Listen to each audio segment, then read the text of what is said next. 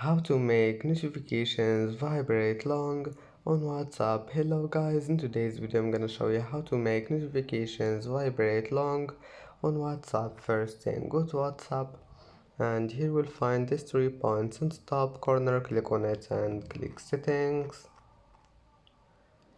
and then just click this one, notifications, and then click vibrate, and you will find it long.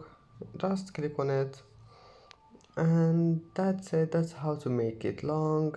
And now just go back, it will be saved. And that's it for today's video.